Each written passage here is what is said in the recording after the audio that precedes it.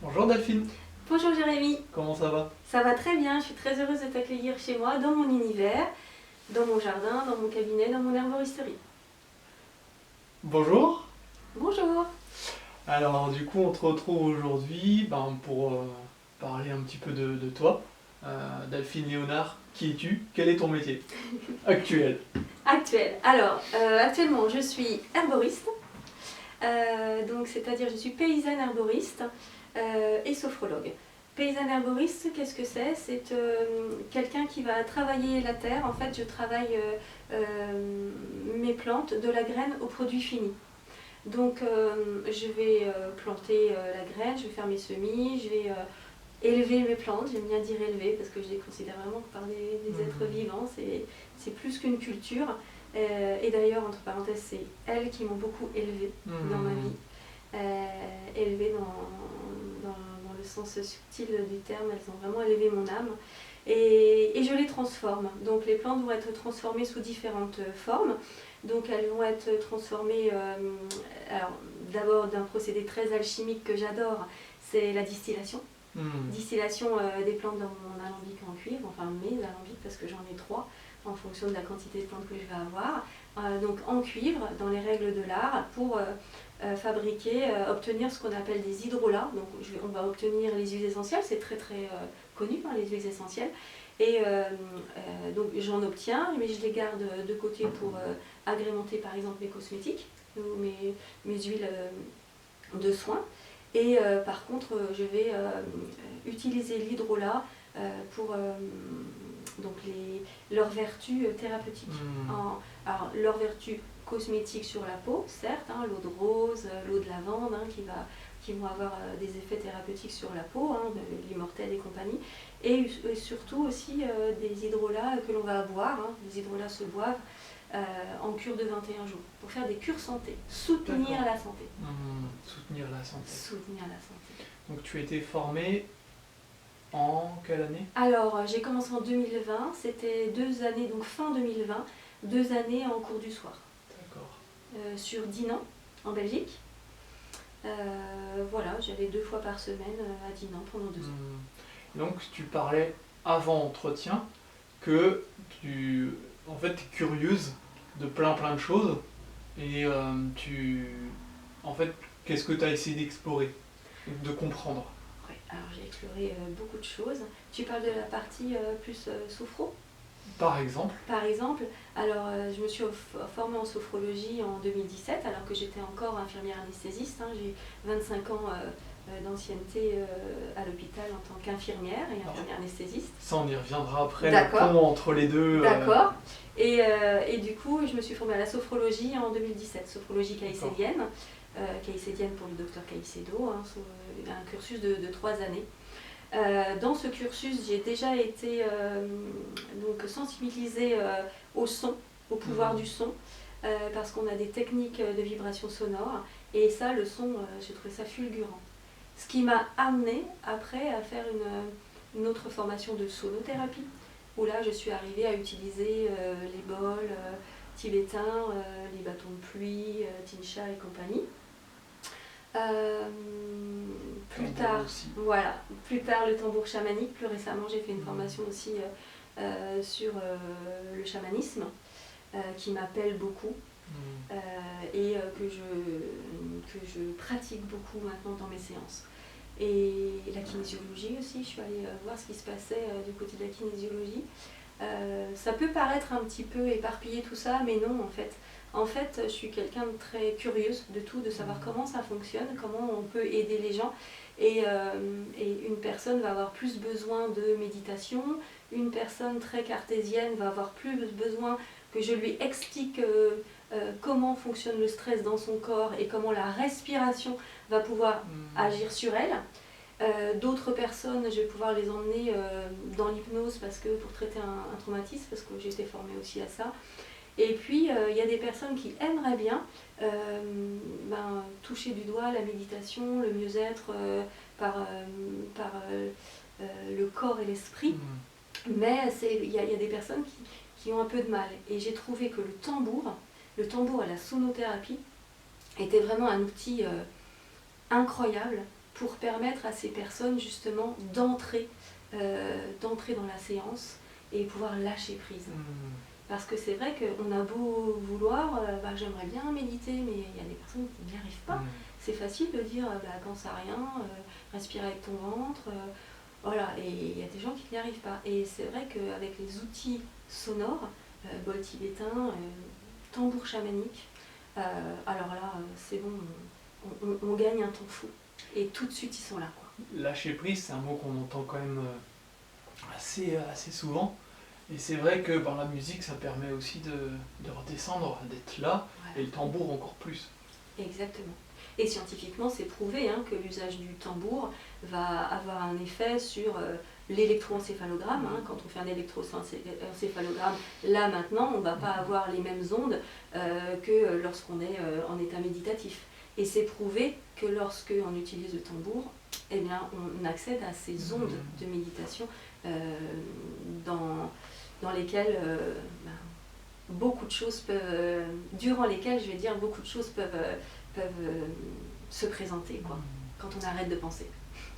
Alors, là actuellement, parce qu'on va creuser un peu plus profondément sur ton chemin de vie par rapport à ton ancien métier et puis d'autres choses, un petit peu après, mais là, qu'est-ce que tu proposes en fait aujourd'hui, à l'heure actuelle? Alors, à l'heure actuelle, donc, je propose mes produits transformés d'herboristerie, hydrolat, alcoolature, tisane. Je fais aussi des cosmétiques naturels, tout ça pour prendre soin vraiment le plus naturellement de nous, de notre peau, etc. Et puis, donc, j'ai toute la partie sophro, entre guillemets, sophro très élargie, que je pratique en général le soir pour mes patients de sophro. Voilà, je sais pas si ça répond bien à ta question. Ça répond à ma question et à leurs questions aussi, ceux et celles qui verront la vidéo. Allons un petit peu plus dans le vif du sujet. En fait, comment tu es venu à cette pratique aujourd'hui, en lien avec la nature, et d'avoir quitté en fait, ce métier que tu avais avant? Alors ce métier, je l'ai quitté assez brutalement sur une épreuve de vie, l'épreuve de ma vie en fait. J'étais infirmière anesthésiste à l'hôpital depuis environ 25 ans et mon travail c'était quand même d'aller sauver les gens. J'ai fait beaucoup de SAMU, bloc opératoire, donc j'ai vraiment aimé passionnément mon travail et un jour mes collègues du SAMU à 2h du matin sont venus sonner à ma porte pour m'annoncer le décès de ma fille. Voilà, dans un accident de voiture. Donc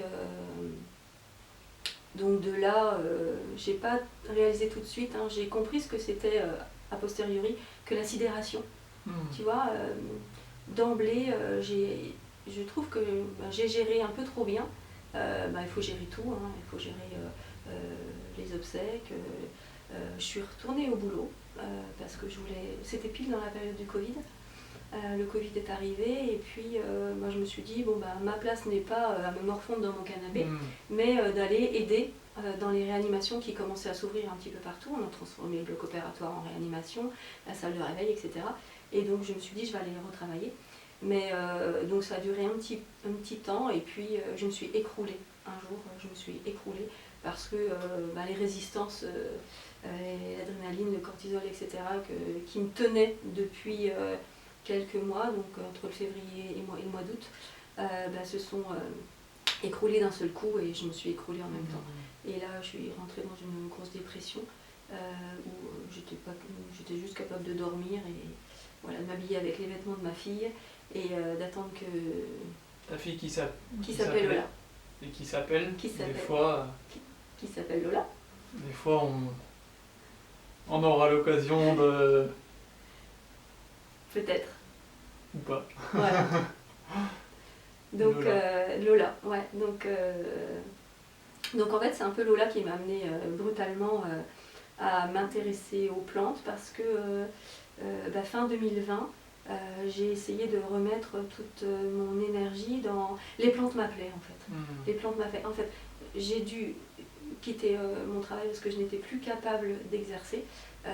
quand vous avez un arrêt cardiaque et que vous n'avez plus la niaque, l'envie, les réflexes d'aller réanimer quelqu'un physiquement, ben, moi j'avais pas envie de devenir un danger public. J'avais plus la flamme, quoi. Et je me disais, mais non, pourquoi réanimer cette personne? Moi, ma fille, elle n'a pas été réanimée. Donc, plutôt que de devenir dangereuse, et de toute façon, physiquement, j'avais plus la force, et j'avais énormément perdu ma confiance en moi. J'étais quelqu'un de très très confiante, qui avait un bon bagage, et voilà, j'avais pas peur des situations, d'aucune situation.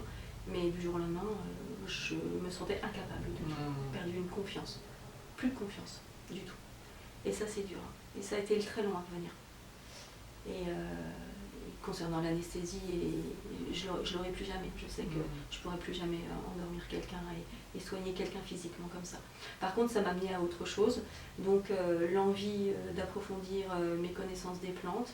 Mon papa m'avait laissé un magnifique livre que je consultais régulièrement depuis des années sur les plantes. Et c'était certainement aussi un héritage de mon papa qui m'a amené sur cette voie-là. Et je me suis formée donc, à Dinan, où j'ai obtenu un diplôme d'herboriste en cours du soir pendant 2 années. Voilà. Ça m'a occupée, ça m'a sorti de ma torpeur, ça m'a sorti de ma dépression parce que j'ai dirigé mon énergie vers l'apprentissage en fait. Tu te raccrochais à quelque chose. Oui, je me suis raccrochée à quelque chose d'autre. Nourrissait en même temps. Et ça m'a nourri énormément, voilà. Et en même temps, j'ai quitté et mon travail et mon ancienne maison parce que j'étais incapable de garder mon ancienne maison où j'avais vécu ma vie avec ma fille et tout me rappelait ma fille et j'avais juste envie de mettre fin à mes jours. Et comme je ne pouvais pas laisser toutes les personnes qui étaient autour de moi, ma mère, mon mari, ma famille, eh bien, j'avais pas le droit de démissionner. Il fallait que je continue cette vie-là. Et surpasser cette épreuve qu'on m'avait envoyée.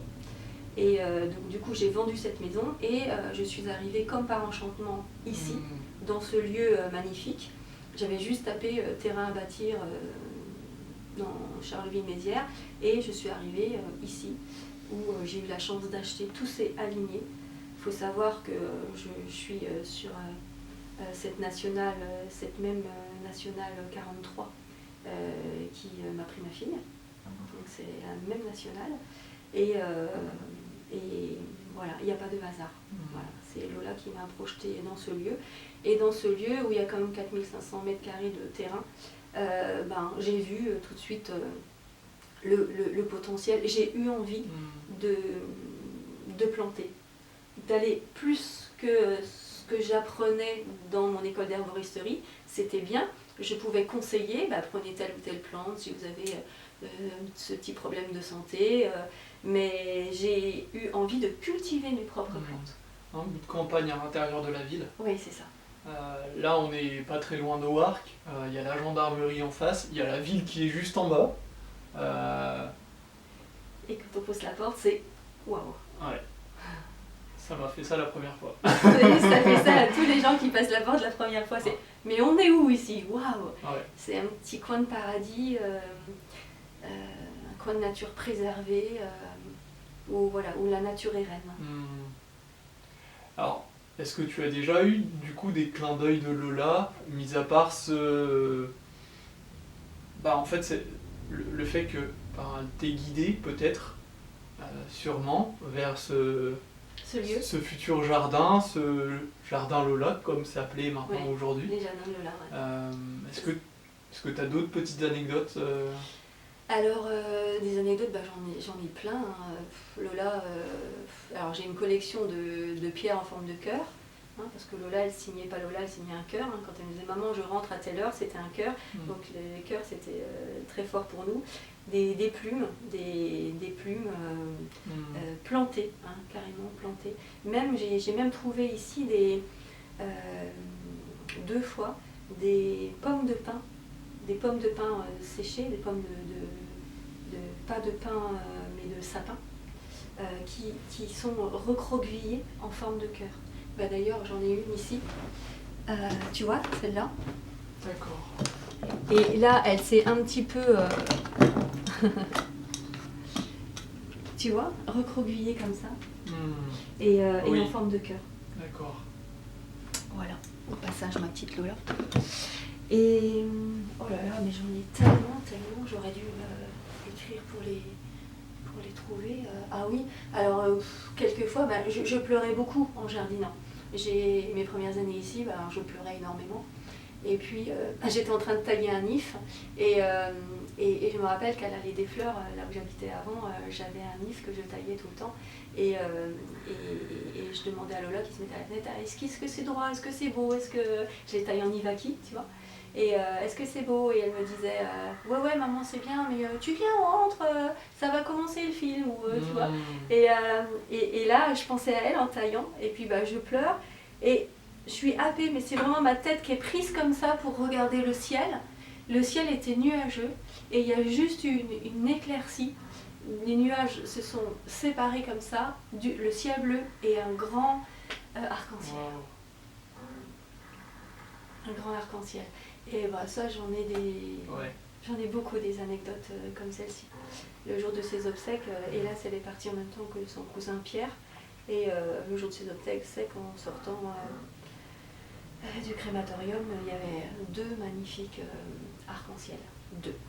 Parce que du coup, son jour anniversaire de décès, c'est le 7 février. 7 février.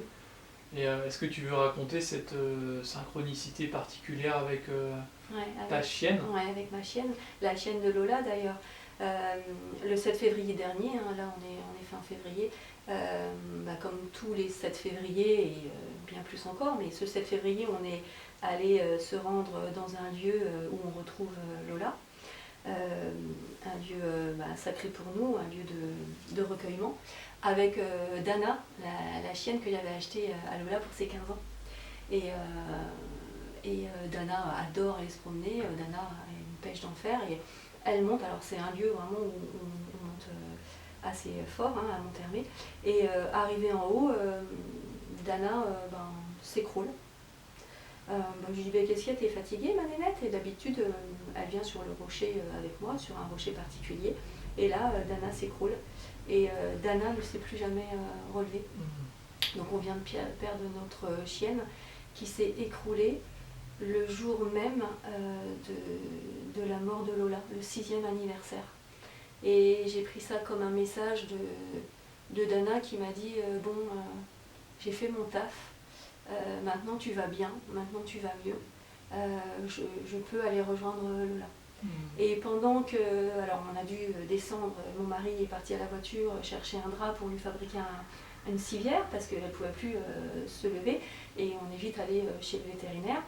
Et en fait, le temps que mon mari revienne avec le drap pour faire la civière, moi je l'ai magnétisé, voilà, je l'ai traité un petit peu comme je pouvais. Et là j'avais Lola à côté de moi. Lola vient souvent dans mes soins, elle m'accompagne beaucoup dans mes soins, parce que ça aussi, depuis 6 ans, ma médiumnité, on va dire, c'est en tout cas mes visions de Lola et d'autres personnes, c'est ouverte. Et j'avais Lola qui était assise là, à la tête de Dana, pendant que moi j'essayais de magnétiser Dana pour lui redonner de la force. Et Lola n'était pas comme d'habitude, parce que d'habitude elle vient toujours, elle est là et elle me dit vas-y c'est génial maman ce que tu fais, ouais vas-y fais ça, ou alors elle me dit mais non n'importe quoi, bref, mais elle est toujours très très joyeuse. Et là Lola était posée à la tête de Dana et elle avait sa petite tête de... je lui disais aide-moi Lola, aide-moi, sauve-la, elle ne peut pas me quitter comme ça.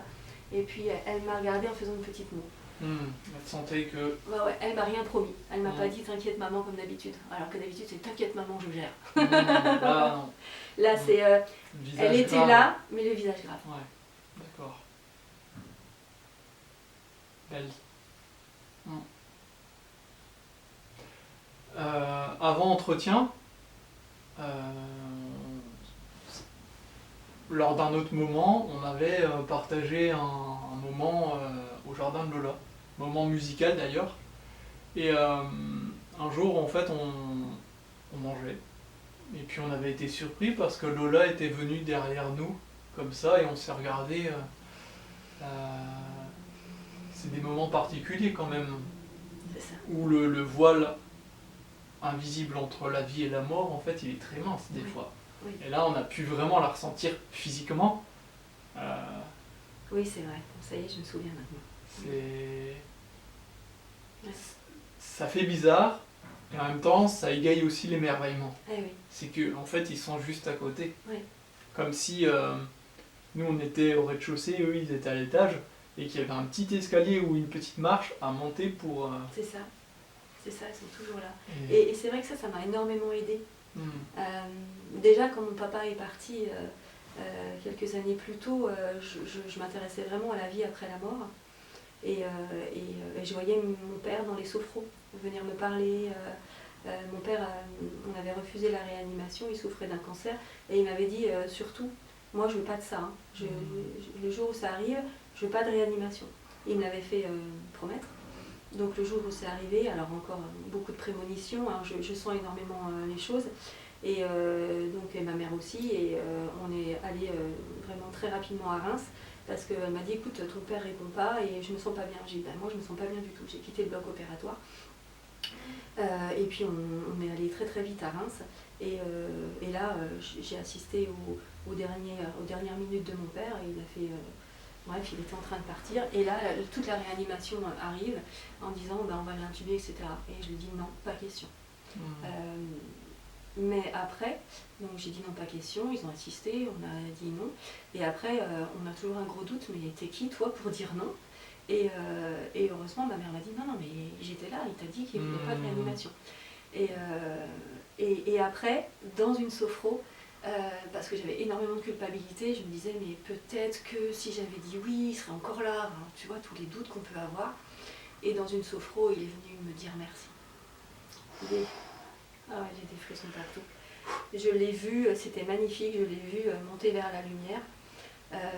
Et j'ai vu sa mère, ma grand-mère, ma tante, enfin, ses frères et sœurs décédés qui l'attendaient. Wow. Et il s'est retourné vers moi, ils l'attendaient tous, c'était joyeux, c'était magnifique.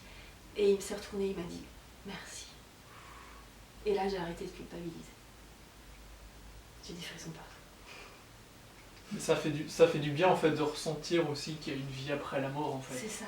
Et ce qu'on peut ressentir, ce que je peux ressentir en tout cas, c'est qu'il y a une peur de la mort dans notre société occidentale qui fait qu'en fait on se coupe aussi un peu de ça des fois. Et en fait, non, ils sont toujours là et nous ne sommes pas... on n'est pas seuls. On n'est pas seul, et on a tendance à dire qu'il y a des humains qui vivent des expériences spirituelles. Mais c'est le contraire. Il faut vraiment regarder, retourner les choses, et il faut se dire que nous sommes des êtres spirituels qui sont venus faire une expérience humaine. Voilà, pour apprendre des choses, pour nourrir notre âme, pour nous élever davantage encore, et travailler des choses qu'on avait à travailler justement pour notre âme. Et du coup, après, avec Lola, voilà, les oiseaux, beaucoup les oiseaux. Je me rappelle qu'un jour, j'ai pris mon tambour et puis les papillons. Alors, les papillons jaunes, parce que c'est sa couleur préférée, le jaune. J'ai pris mon tambour et je suis allée jouer sur son rocher, près d'elle. Et je jouais. Et je me suis arrêtée, bien sûr, pour méditer, et je la sens, et je l'entends, etc. Et quand j'ai ouvert les yeux, il y avait 3 papillons. 2 papillons posés sur le tambour, et 1 papillon posé sur la maillotche. D'accord. C'était... J'ai beaucoup d'histoires avec les animaux parce que Lola, c'était un cœur énorme, très sensible, et elle adorait les animaux. Et alors les oiseaux, un jour il y a un oiseau qui m'a bloquée. Je redescendais en voiture du fameux endroit à Monthermé. J'avais garé ma voiture un peu plus haut et j'avais repris la voiture. Et là, il y a un oiseau, mais qui frôle mon pare-brise, comme ça, qui me fait peur, qui arrive par derrière. Il frôle mon pare-brise, il va un peu 10 mètres en avant et il se pose sur le chemin. Et là, je freine. Je me dis, mais je vais l'écraser. Je freine. Et l'oiseau, il fait des allers-retours comme ça. Il passe, comme ça, à pied, comme ça. Et puis, j'étais à mon volant. Je me suis dit, mais c'est toi, Lola? Et c'était beau parce qu'il m'a bloquée. Et j'avais l'impression qu'il me disait, t'as vu, je suis là, t'as vu. C'était encore des moments où j'avais besoin d'être rassurée. C'était vraiment les débuts quand elle est partie. Et j'ai dit, bah, je vais aller discuter avec, je suis sortie de la voiture. Bon, au moment où je suis sortie de la voiture, l'oiseau est parti quand même. Mais voilà, beaucoup d'oiseaux qui viennent me ralentir, mais là, il m'a carrément bloqué cette fois. Waouh. Bah, j'en ai des tonnes. D'ailleurs, je suis en train d'écrire un livre avec toutes ces synchronicités, avec tous ces messages magnifiques qui m'ont aidé à vivre. Voilà, qui m'ont aidé à vivre. Et en fait, toute cette expérience-là, aujourd'hui, je m'en sers pour redonner de l'espoir à des personnes en deuil, parce qu'il faut savoir que dans ma clientèle aujourd'hui, j'ai énormément de personnes en deuil. C'est un peu le but aussi de ces vidéos, Oui. C'est de nourrir en fait l'espoir, de partager aussi notre sincérité, de notre souveraineté mais aussi notre vulnérabilité. Et du coup, en fait, les plantes, est-ce que tu les aimais déjà quand tu étais petite? Alors, je me vois beaucoup avec les coquelicots. Quand j'étais petite, j'étais fascinée par les coquelicots, ça oui. Quand il y avait encore des champs de coquelicots qui ont disparu à cause des pesticides, qui sont en train de revenir tout doucement. Mais voilà, c'était beaucoup des coquelicots. Après, j'ai eu une enfance un peu particulière où j'ai pas eu de vraie maison jusque l'âge de 13 ans, hein, parce que mon papa faisait les déplacements, travaillait dans les centrales nucléaires, et donc on habitait en caravane. Où on déménageait tous les 6 mois, en plein cours d'année, etc. Donc j'ai pas d'ancrage. D'ailleurs, ça me manquait beaucoup l'ancrage au tout début de ma pratique. Donc voilà, donc on peut pas dire que j'avais le temps d'aller dans mon jardin, etc. parce que on était en caravane dans des endroits assez exigus. Tu l'as plus ici, Oui. au jardin de Lola, Oui. et du coup, est-ce que tu te sens plus en lien, plus aligné avec qui tu es véritablement aujourd'hui Oui. que quand tu étais peut-être plus infirmière anesthésiste Oui. ou Oui. Et d'ailleurs, je suis beaucoup moins fatiguée. C'est vrai que quand j'étais infirmière anesthésiste, je donnais énormément d'énergie. C'était très fatigant, c'était beaucoup de concentration. On a la vie des gens entre nos mains, hein, des enfants, etc. Et je me rends compte que je travaille autant, voire plus. Hein, je travaille tout le temps. Le problème, c'est que quand on travaille chez soi, on travaille tout le temps. Il y a toujours un petit truc à faire. Mais paradoxalement, j'ai comme une nourriture spirituelle qui vient me renforcer. Voilà. Quelquefois, je suis fatiguée, je me dis, oh là là, ça va pas aller pour la sophro qui arrive là, ou pour le jardin, j'ai pas de force, j'y vais quand même. Et c'est comme si j'avais une perfusion d'énergie, une perfusion de bonheur, c'est ça.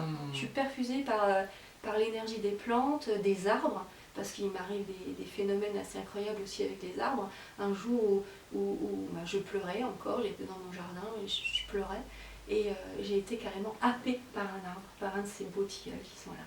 Et j'ai été, mon corps, comme un aimant, tu vois, un aimant, le corps a été happé par l'arbre. Et c'était la première fois que ça m'arrivait, donc je me dis, mais qu'est-ce qui se passe, t'as quelque chose à me dire? Et puis j'avais entendu parler de la sylvothérapie, hein, ta pratique, et je me suis dit, bon, je crois que peut-être il veut me faire du bien. Et là, je me suis collée à l'arbre, j'ai senti vraiment une espèce d'énergie là, qui venait me remplir, je me suis arrêtée de pleurer. Et voilà, quoi. Et j'ai juste éprouvé énormément de gratitude, je l'ai remercié. Et ça a été une thérapie.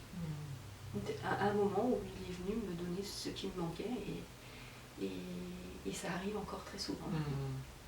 Mais le vivant en fait fonctionne comme ça. On donne un endroit et puis hop, on reçoit d'un autre. Et avec tous les merveillements aussi d'un enfant parce qu'on ne l'avait pas vu venir. Oui. Et ça, je trouve ça génial en fait. Je trouve ça génial. Est-ce que tu as un mot de la fin, Delphine? Oui, alors le mot de la fin, ça serait pour toutes les personnes qui souffrent, et notamment les mamans qui ont perdu leurs enfants, comme moi, leur enfant, pardon. Voilà, j'ai l'air d'avoir toujours le sourire. C'est vrai que quelquefois vous découvrez après plusieurs séances que j'ai vécu ce malheur. Et vous me dites, mais c'est pas possible, vous avez toujours le sourire, j'aurais jamais cru que vous aviez subi des malheurs dans votre vie. Donc voilà, sachez que ce sourire, il n'est pas toujours présent, mais c'est un moteur que j'ai quand je soigne, en fait. Quand je soigne, ça me donne beaucoup d'énergie. Et en dehors de ça, ben moi je suis comme vous, voilà, je ne suis pas une surfemme et j'ai des gros moments de solitude et j'ai des gros moments de tristesse et j'ai des moments d'injustice et de grande colère aussi. Voilà, je suis humaine comme vous et ne croyez pas que je suis plus forte que vous. Voilà, simplement tout ce que les synchronicités dont on vous a parlé aujourd'hui et le fait que je sais maintenant que Lola est là près de moi, Dana, nos êtres chers, eh bien voilà, je m'en sers pour vous redonner de l'espoir. Et le plus difficile, c'est de créer un nouveau lien avec son enfant. Le physique nous manque, les bisous nous manquent, la voix, les colères, tout nous manque. Mais on peut avoir une relation autre, très très forte. Et croyez-moi, ils sont là. Bon courage à vous et gardez l'espoir. Merci pour ce mot de la fin et pour l'interview. Merci à toi et à bientôt pour une balade dans les bois, surtout avec toi. Avec plaisir. Pour se régénérer. Ouais. À dimanche. Merci à vous. Au revoir. Bye bye.